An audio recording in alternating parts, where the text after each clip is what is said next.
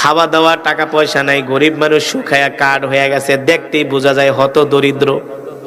রাসূলের এমন একজন সাহাবী ছিল যার নাম হলো জুলাইবিব। নাম কি? জুলাইবিব হলো কবিহুন কসিরুন, একেবারে খাটো, একেবারে কালো।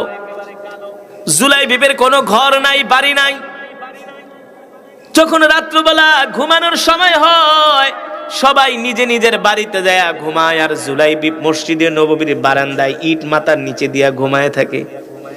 জুলাইবিব যে পানি খাবে, পানি খাওয়ার পর্যন্ত গ্লাস নাই, হাতের তালুতে নিয়ে জুলাইবিব পানি খায়। আরবের উত্তপ্ত মরুভূমির মধ্যে হাঁটা যায় না, জুলাইবিবের জুতা নাই, জুতা ছাড়া জুলাইবিব হাঁটে। কিন্তু রসুলের মজমায় সবার আগের কাতারে থাকে। রসুলের মজমায় সবার আগের কাতারে থাকে। আল্লাহ রসুল তো দয়ার নবী, মায়ার নবী, ভালোবাসার নবী। তিনি জুলাইবিবকে সব সময় খেয়ালে রাখেন যে জুলাইবিব কি করে। জানে জুলাইবিব গরিব মানুষ, খাইতে পায় না, কেউ ডাকও দেয় না। আল্লাহ রসুল ডাইকা ডাইকা জুলাইবিবকে খাওয়ায়। ইয়া জুলাইবিব, তাল তাল, আসো আমার সাথে খাও। ও জুলাইবিব, তুমি আমার সাথে খাও। জুলাইবিব আত্মমর্যাদাশীল, অনেকে ডাকলে খেতে যেতে চায় না, লজ্জা পায়, লজ্জা পায়। এমন কিছু মানুষ আছে সমাজের মধ্যে, গরিব কিন্তু কারো কাছে মুখ ফুটে বলে না। আছে কি? আছে না? কারো কাছে মুখ ফুটে বলে না। ক্ষুধা পেটে, কিন্তু মানুষের সামনে যায় ভাব নেয় যে তার পেটে ক্ষুধা নাই। এমন আছে কি? আছে না? এটা আল্লাহ রসুলের সাহাবীদের চরিত্র। কারো সামনে নিজের ইজ্জতকে বিকায়া দেয় না।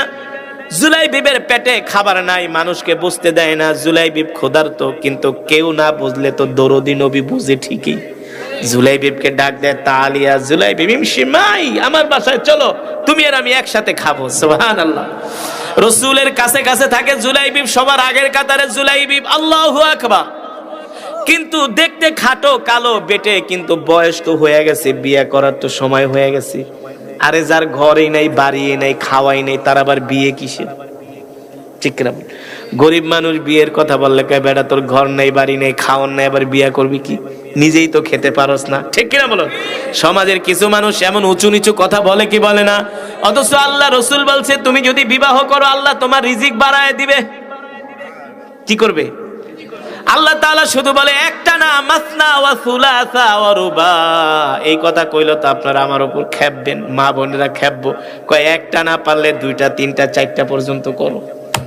আল্লাহ তাআলা বিয়ে করলে দারিদ্রতা দূর করে দেয়, দারিদ্রতা মোচন করে দেয়। সুবহানাল্লাহ। আমি জাস্ট একটা উদাহরণ দিলাম। জুলাইবিব গরিব মানুষ, কিন্তু বিয়ের বয়স হয়েছে, এই বিষয় নিয়ে কারো মাথা ব্যথা নাই। আল্লাহ রসুল ডাক দি